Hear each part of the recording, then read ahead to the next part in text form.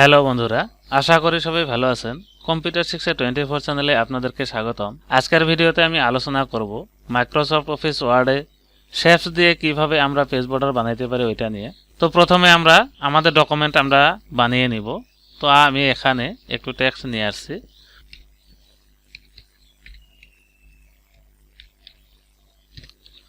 তো এখানে কিছু টেক্সট নিয়ে আসলাম। এবার আমি এই টেক্সটটুকু কপি করে আরো একটু বেশি করে নেব। তো সিলেক্ট করব, সিলেক্ট করার পর shortcut copy control C press করব। তারপর আমাদের কোন জায়গায় পেস্ট করব ওই জায়গায় কার্সারটা রেখে কন্ট্রোল ভি প্রেস করব। তো পেস্ট হয়ে যাবে। তো এবার যদি আমি এই পেজটা বর্ডার করতে চাই তাহলে পেজ লেআউট মেনু থেকে বর্ডার করতে পারবো। আর আমরা শেপস দিয়ে কিভাবে করে ওইটা আজকে আলোচনা করব।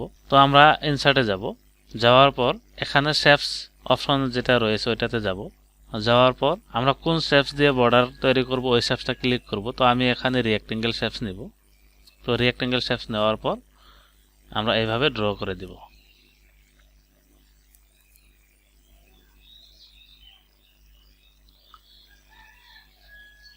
তো শেপসটি ড্র হয়ে গেছে।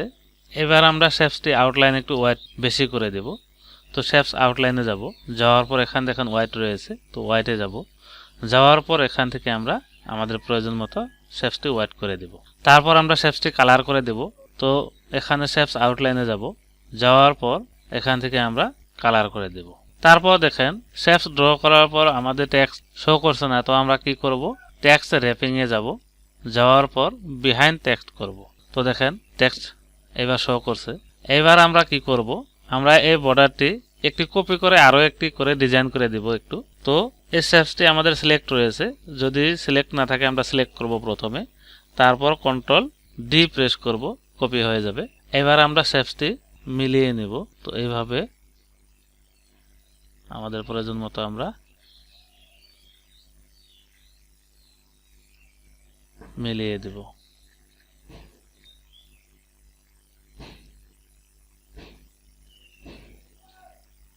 তো দেখেন একটি ডিজাইন হয়ে গেছে। তো আমরা চাইলে আরো ডিজাইন করতে পারি। তো এই শেপসের কর্নারে থেকে আমরা একটি দাগ দিয়ে দেব, ওইরকম রাইট সাইডে এই কর্নারেও একটি দাগ দিয়ে দেব। তো আরো ডিজাইনটা ভালো হবে।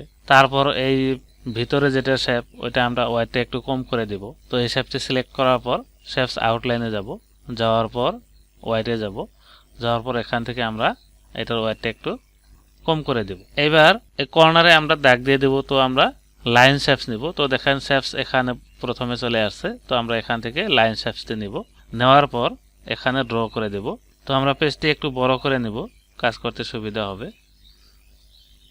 এবার আমরা এখানে ড্র করে দেব ওই লাইনটা। তো এই লাইনটাও আমরা কালার করে দেব। তো এখান থেকে আমরা রেড কালারই করে দেব। ওইভাবে রাইট সাইডে আমরা এই কর্নারে লাইন শেপস নিয়ে ড্র করে দেব। এটাও আমরা কালার করে দেব। ওইরকম নিচের রাইট সাইডে এই সাইডেও আমরা দেব। তারপর এটাও কালার করে দেব। ওইভাবে লেফট সাইড এখানেও ড্র করে দেব। তারপর এটাও কালার করে দেব। এবার আমরা পেজটি 100% করে দেব। তো দেখেন সুন্দর একটি বর্ডার হয়ে গেছে। এটা যদি আমরা প্রিন্ট করতে চাই তাহলে কিরকম হবে।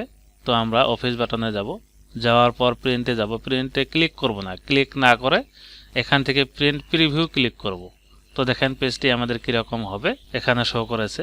এবার আমরা এখানে ক্লোজ প্রিন্ট প্রিভিউ ক্লিক করব। তো ওটা ক্লোজ হয়ে যাবে।